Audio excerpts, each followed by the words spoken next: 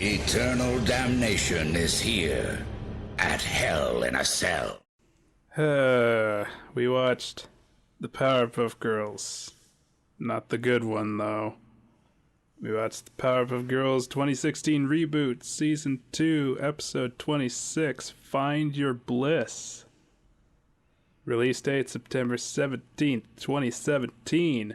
Written by Haley Mancini and Jake Goldman. Storyboards by Alicia Chan and Grace Kraft, and directed by Nick Jennings and Bob Boyle.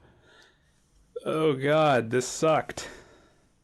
It was very confusing as someone who's never seen Powerpuff Girls in a very long time and has suddenly been tossed into this chaos. Into the chaos that is the 2016 reboot. And my only question is, why? Money. Mariya, it's always money. Let's make a new Powerpuff Girls show. Just make a new one. No, we can make a new Powerpuff Girls show and make all the money. All the money.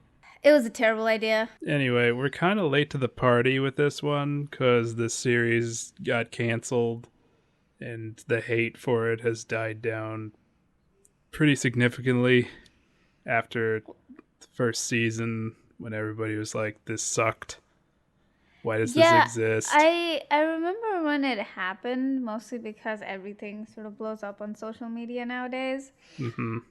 So I remember when it happened. I'd not seen the new sort of the reboot. I had only heard that they rebooted it because this thing blew up. And I wasn't expecting there to be so much change in the way that the animation works. Mm-hmm. The way that they've animated the whole thing. I thought it was probably just going to be the same as earlier, maybe just more storylines, maybe different bad guys. Unfortunately, not. We haven't quite done the recap for this episode. Right. Why don't you give us a recap? Yeah, of course. So we start off the episode with Blossom yelling at Bubbles, and then Buttercup also joining in because Bubbles, because there's nobody else, has been dropping or breaking stuff, and Bubbles blames it on her friend Bliss and an elephant that lives in Bliss's hair, me. And because of that, and because of Bubbles' crazy imagination, nobody believes them. Nobody believes her because Bubbles has had history with imaginary friends, and their non-existence. And the four of them want to go watch a movie, but they have to do some chores before they leave, and Bubbles drops a bunch of plates, and again, they start thinking that Bubbles is crazy, and therefore they strap her to a, what are those things called? A caddy? Is that what they're called? Oh, the handcart? Yeah, they strap her onto like a handcart and take her to the movies so that she can't drop anything or break anything else. And during the movies, the theater screen is torn by an old actor as I quote, who was basically like this plower from way in the past who it's used a train, Mariya, not a plow. Is it a train? Are you sure he was a train? Yes. Yeah. He's a plower. Was he it's a not tractor? A train. He said it was a plower. I think it was a plower. Who the hell knows? Its design was terrible. Anyway, so he comes in and he's upset because nobody values his old-timey acting. And so he starts blasting everyone in the theater, and the girls try to fight him, and then Bubbles and not Bubbles, Blossom and Buttercup try to fight him because Bubbles is still strapped to a handcart, and get him incapacitated. And then Mr. Plower Tractor Man tries to kill Bubbles, but in the end, Bliss creates this weird portal and finally shows up and sends Plower Man into space. And then Professor Utonium comes in and blasts her because apparently he knows her and we don't know why. And that's it. That's basically the episode. Okay. I don't want to like bash the story too much. Mm-hmm. Because it's part 1 of a 5-part episode thing. And we watched this and we were gonna watch like the first one and the last one. Mm-hmm. But this was so bad that I just It definitely doesn't live up to its predecessor, which is not a good sign for a reboot. You have a lot more tools now than they did then. Oh yeah. So that definitely it should not be worse than the predecessor. It doesn't have to be great. It just shouldn't be worse off is what I don't know. Like James pointed out that the backgrounds were very Gross? yeah, there were outlines, but the outlines weren't filled in. Like I remember in one shot there was like these cubes, like the cubes that kids play with, and like the outlines were there in different colors, but they had not been colored in, and you could see like the background through it. Which, And like, in the early days of cell animation, that was fine. Because why bother? It's just a background detail. If you can figure out what it is, then why bother? Who cares? Yeah. They're not going to care if it's filled in. But you're digital. It doesn't have to look like that. And I'm not saying, the backgrounds have to look amazing, but they looked really bad. Yeah, they weren't the most, and I like looking at the backgrounds because, like, in most of the TV shows that we've watched, the backgrounds are usually very good. It'll be the animation that has some issues in it, but the backgrounds are very intricate and nice to look at in themselves. And then the animation can be good, bad, whatever. But in this one, the backgrounds were terrible. And I remember, like, in the older ones, like, the backgrounds weren't, like, great or incredibly detailed. But there was enough detail to make dimension and stuff like that. But this one is just, ugh. They're just, ugh. You know what I'm saying? Yeah, it looked, it just doesn't look good. Even like by modern standards. Which I don't know, there's a debate about like how modern cartoons look compared to the old cell rough style of the 90s and early 2000s. And, it's a show like this that shows that the debate doesn't matter. It's all about what you're working with. And if you're working with a team that doesn't put in the work, no matter what tool you have, it's gonna look crap. No, that's true, definitely. You can have all of the equipment in the world, but if you don't put in the work, then it's not gonna look good at all. And I'm sure Cartoon Network put a lot of effort and money into this thing. Because it was going to sell stuff. But Right. and still it got canceled because it really felt like the team weren't putting in the effort. Definitely, yeah. Like the villain of this episode. We couldn't God. tell what he was. Yeah, we can't tell. Well, we couldn't tell what he was, and then he's not that great of a villain. Like, I remember most of Powerpuff Girls' villains, even though they weren't particularly scary, were at least legitimate, like, villains, you know? Like, stuff that was memorable and stuff that was, it was cool, you know? But with this one, it was just kind of like, we need a villain. What was the first thing I saw on the way to work? Yeah, that's going to be the villain now. You know, that's what it felt like. It really, yeah.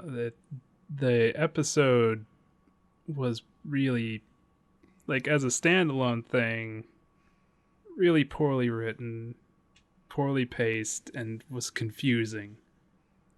It was, yeah. Definitely like, I spent a lot of the time trying to figure out what the hell was happening. But I do like the way that they animated the eyes to show certain expressions, which I liked, mostly because they were already going so different, so they might as well change some of the animation style as well. And so I wasn't too upset with the way that sometimes the eyes were animated, except for that one expression that Bubbles had, where like all her features like shrunk into like basic like dots and like a mouth. That was weird. That was weird. That was very weird. There was a lot of weird in this show. What? Yeah. Like confusing weird. Definitely very weird and confusing. There was some layer bleeds happening. Yeah, like I said, it felt like they didn't care because there was some layer bleeds. There were some color correction that was off. You noticed? Yes, in certain frames, the skin tone of all of them. Actually, I saw it happen a little bit with Professor Utonium also. Really? Would go like a tinge of green, like as though they were sick, or like were going to hurl or something. Like it would go from like skin color to a tinge of green, and I don't know why or how, but it was enough of a shift to notice. I wonder if they had if their lighting engine was just really crappy, or they didn't know like how to work with it. Yeah, I don't know. I mean, I don't know how animation works, so I'm a poor judge of that. But it's definitely noticeable. Like I wasn't even paying that much attention, and it sort of caught my eye. It was just very weird. It was very bizarre. Like back in the old cell animation days, that would happen sometimes, but it's because the painter mixed up his colors wrong. And that is something that is maybe excusable because you don't sort of like you don't have a color picker. You know what I'm saying? Mm-hmm. You don't have access to all the colors ever made and even more. Yeah. So that's sometimes happens. Yeah, go look at our okay. Gargoyles episode for an explanation on colors. Yeah. But I don't know. It was just really weird. I don't know what they did. Did they like tinker with those frames afterwards? afterwards to change the colors and then didn't like fix the skin tone. It was just very weird. It was very weird. And bizarre to sort of look at. The new Powerpuff Girl is, I would say, unnecessary. Weird. Yeah, again, I would, if you wanted to do that, just build a new TV show. Build a new story. Build a new character. Build a new world. Don't just shove something like that into a show where it wouldn't make sense and would also just, it's just out of place. It's very out of place. I don't know what they were thinking. I don't know what kind of response they were expecting to receive. It was probably just for, attention, because the show, like I said, it's canceled. Mm-hmm. It was probably not getting any good ratings in the first season, so the next season they were probably like, how do we get people to watch this show? And instead of being like, okay, let's like make it a good show, they're like, let's add a new Powerpuff Girl. That's the smart idea. It's just again, that's why I was just like, just make a new show with the budget that you've given to these to remaking a previous one. Just make a new one. You can make it as a homage to the old one, sure, but just write a new thing. That's what people are going to watch. Because once you sort of, the problem with doing remakes is that it better be as good or better than the original. The thing with new stories is that there is no sort of benchmark that they have to achieve to keep people to watch. If it's good, people will watch it. With a remake, even if it's good as a standalone, if it doesn't if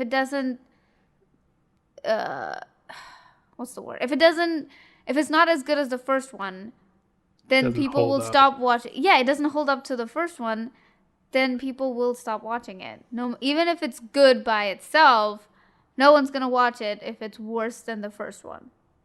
No matter how high the first one's bar is set and how good this product is on its own. Yeah, if you're going to do a reboot, the best thing to do is to either make it completely different to what the original was, which I don't know what you would do that with the Powerpuff Girls. That would probably be a disaster. Mm-hmm. Or if you're going to reboot the Powerpuff Girls, just make it like a continuation of the show. And try your best to keep it as faithful to the original as possible. Right.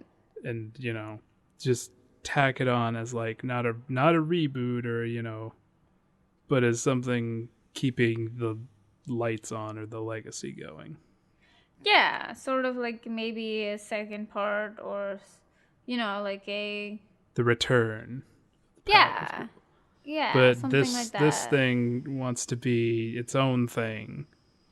And, you could do that, but the risk is higher. And like we said, it did not seem like any of the creators cared enough. Right.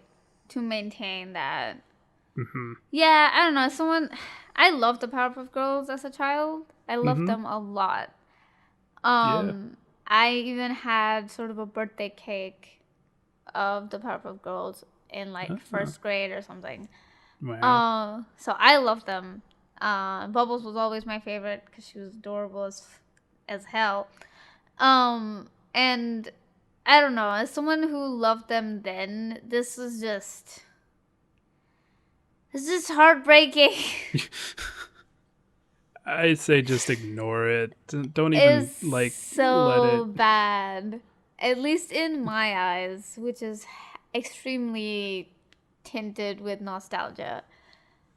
Um, I say just forget about it. Just ignore this thing. Don't yeah, I'm just even. gonna It's forget that it gone. existed. Nobody cared about it for one thing, and everybody Yeah. seemed to hate it for good reason.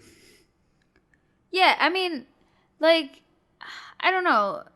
I haven't seen the new Samurai Jack, but maybe James, you can sort of attest to the fact that they did sort of a reboot thing, but No, how well did that go? they didn't reboot it. They brought like this show didn't bring back Craig McCracken, who created the Powerpuff Girls, Right. or any of the original voice actresses, Right. and they were Tara Strong was kind of pissy about that on Twitter. Ah, I see. But anyway, for the Samurai Jack reboot, the creator was the one who pushed for it, and eventually he had to bring it to Adult Swim because Cartoon Network was just like, I Wow. think allegedly. I don't know if that's true or not. But anyway, the original creator definitely put his own stamp on it, and made sure it was what he wanted to do, Right, right. even if it was kind of up and down in terms of quality. It wasn't like a great. It was good. Right. It had some really standout moments, but it had some flaws to it. Right.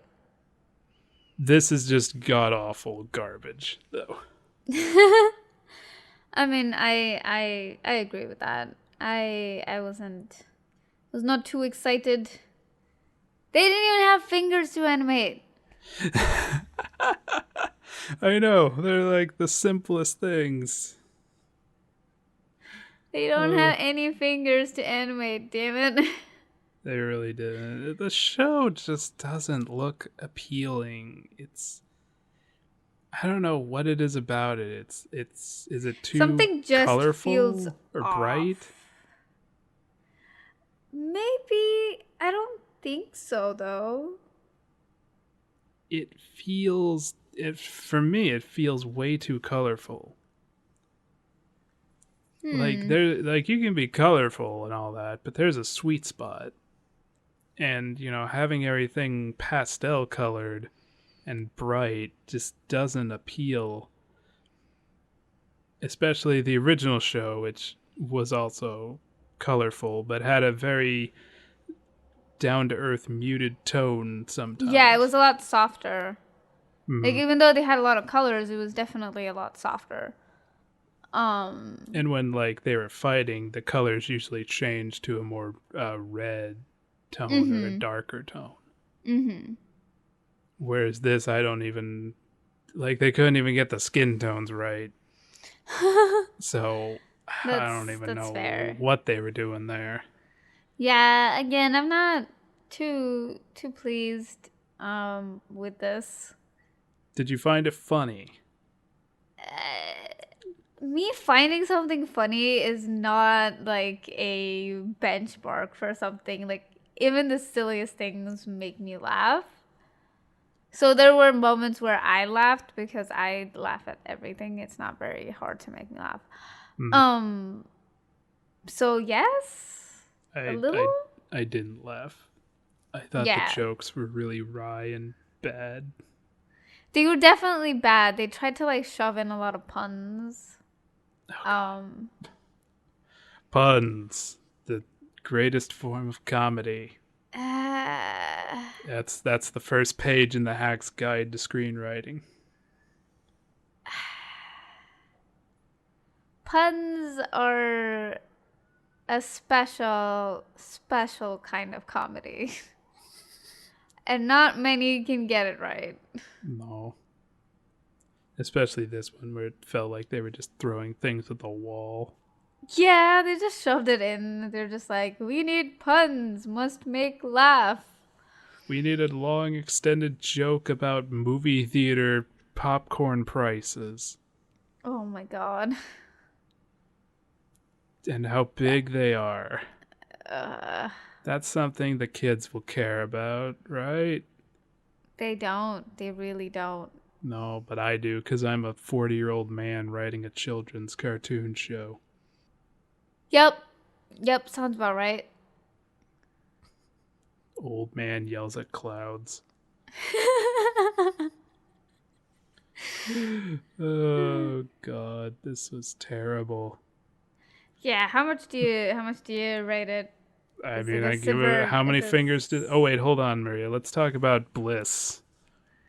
Some, what do you want to say about Bliss? what's up with We her didn't actually design? we didn't really get much screen time for her. Nope. Um Because, like I said, this is part 1 of 5, and we were gonna watch yeah, the last bit, but I just couldn't. I couldn't either.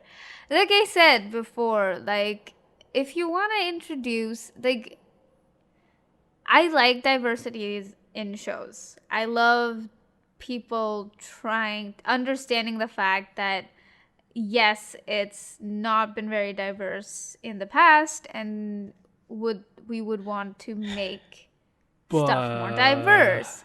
But there's But. a way to do it. You can't Yeah. just shove them in places. This was very forced. Mariya, why don't you explain tokenism? It's basically adding a character of a diverse background, a person of color, or someone who's not straight or old, or white, basically, into a show or a movie just so that you have bonus diversity points for having said person, and they don't necessarily add anything, or and sometimes might even remove from the story or show or plot line, just for the sake of having diversity or just to get the diversity points. Yeah, this is definitely tokenism because she immediately fucks off to space. Spoilers.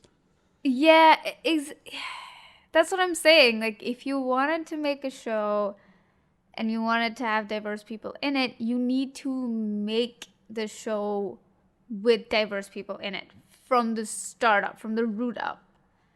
Because that is what's going to add a lot of flavor and character into said character. Mm-hmm. For this, it was just she just popped in and now she popped out. Like Yep. she hasn't She literally pulled added the or poochie. removed anything from the show. Mm-hmm. And it's just again tokenism, very much so tokenism. I think. Would you say the Dragon Prince is a good example of how to handle diverse Definitely. characters if you're not going to have one as your main character? Definitely yes. Yes. Mostly because again, that show is starting up is starting from the roots up with diverse characters, right? Like Hmm.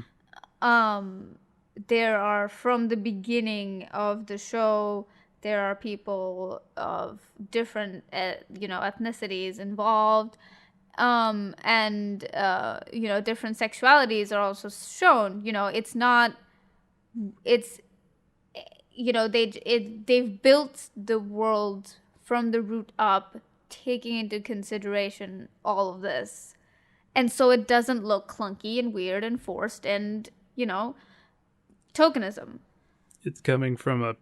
It's coming from writers who understand that that's the reality of the world and not just a thing Exactly. that's come up in the past few years. Yeah, exactly. And so they've built the show like that, and therefore, you see everyone in the show. It's Great. I like that show. Go watch it.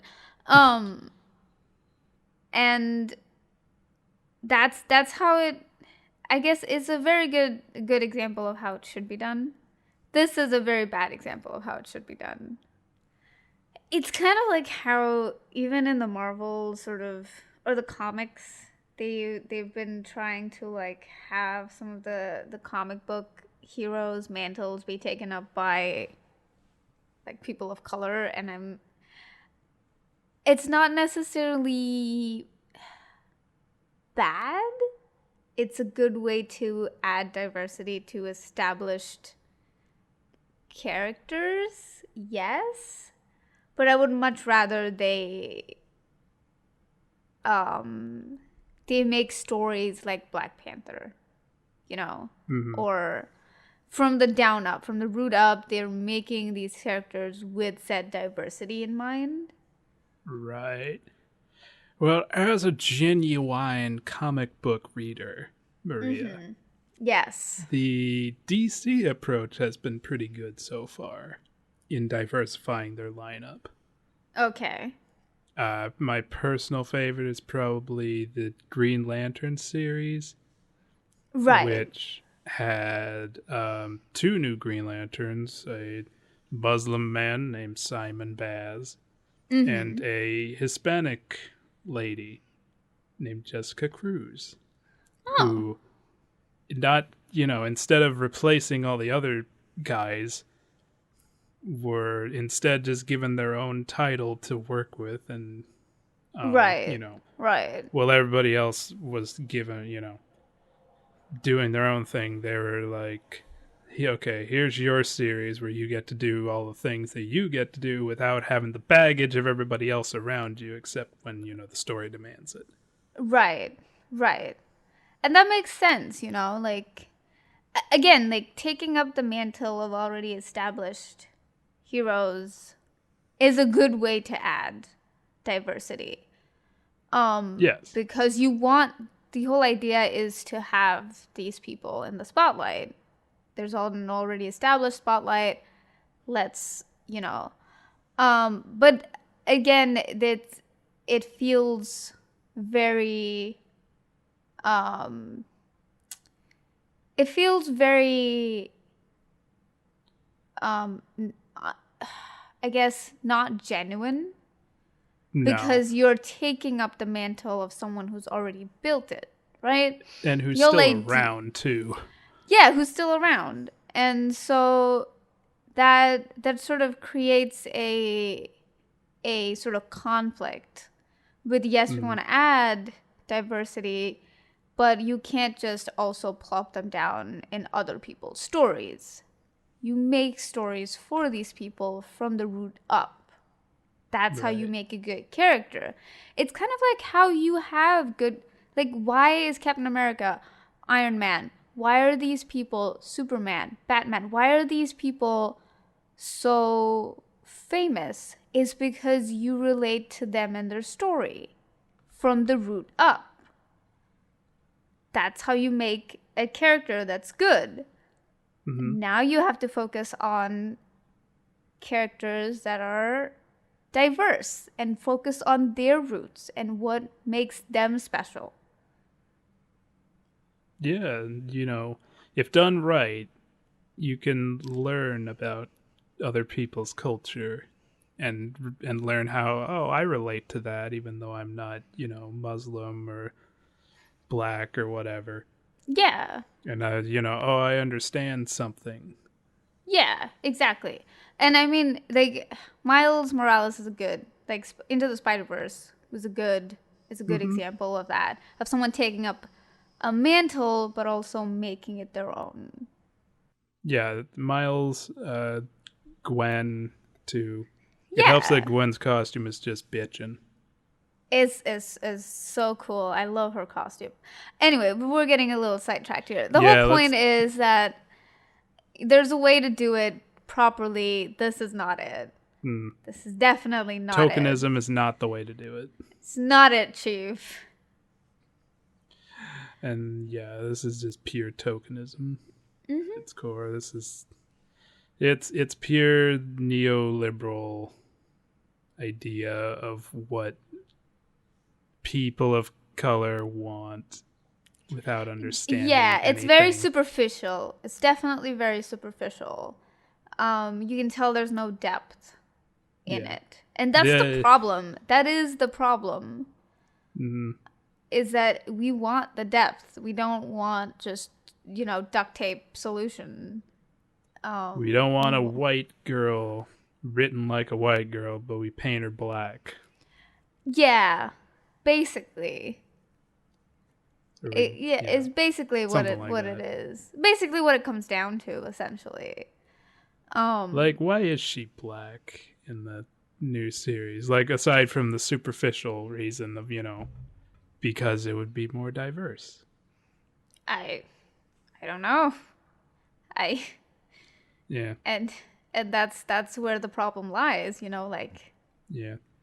you don't know that it has no gravity. The fact that she's black has no gravity. Right. Doesn't hold down into something. Doesn't it doesn't call back to any roots. It doesn't mention any reason. There's no rhyme or reason behind it, and that's the problem. Whereas you take the Dragon Prince, which is a, fantasy land, and you have the king who's black, which is interesting because, traditional fantasy tropes, the king isn't a black person. And so it's interesting. It says something about the world that they're creating, that it is a diverse world where, you don't And people have... accept that fact. People accept Yes. the fact that everyone is of different colors, and it's fine, Because it's a fantasy, and, you need... You like that escapism. Yeah. Of, And like the only sort of racism we have is to a totally different race, which has one less finger and horns. damn elves. Yeah. I don't know if that's racism, more just border disputes. It's But, a I don't bit of both, I I think. guess. I don't know. I'd have to watch it again. And look It's a for bit it. of both. Definitely a Okay. lot of border dispute happening. But we digress. Oh, James, Yeah, we digress. how would you rate this? Oh God. Oh, it's like, like even Rocket Power. I'd watch another episode of that just to see how crazy it gets. Uh-huh. And Sonic, I would watch another episode to torture you. Please, let's not. This, like, it's like Fairy Tale. Like, I don't want to watch another second of this because it is so boring and does not offer anything. That's fair. There's no substance to any of it. And like I said, probably the most egregious thing is that it felt like nobody cared. Yeah, this was heartbreaking about it as someone who loved Powerpuff Girls as a child and still do. Like the classic ones, hell yeah, I'll watch them all again. This was just so painful to look at and just see how they sort of destroyed my hopes and dreams of yeah. Well, like I said, it's canceled. Nobody cared. Move on. Let's just move on. Yeah, I just give it like a finger for trying and then failing miserably. I guess I'll one. also give it a finger. Just a finger. That's it. It's pretty bad. Yeah. What are we watching next time, James? Oh crap. What are we watching next time? This is what I feel like. Well, we've got the movie. Movie Night in Hell is dropping.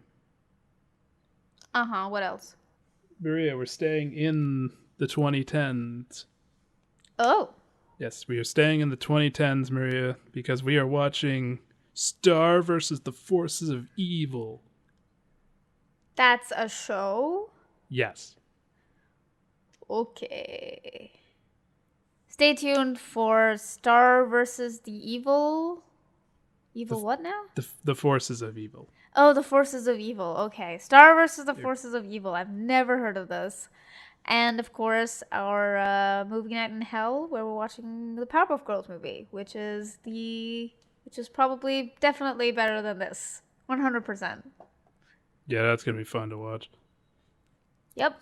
It'll wash away the memory of this from our minds. It's already been ejected. It's gone. Yes, pretty much. Poof. I can't even remember what happened. Fair. It's I remember probably the for the best. stupid-looking villain. What were they thinking with that? I don't know. All right. Anything else, Mariya? Nope. Okay. Let's just get this. We're done. Bye. Bye.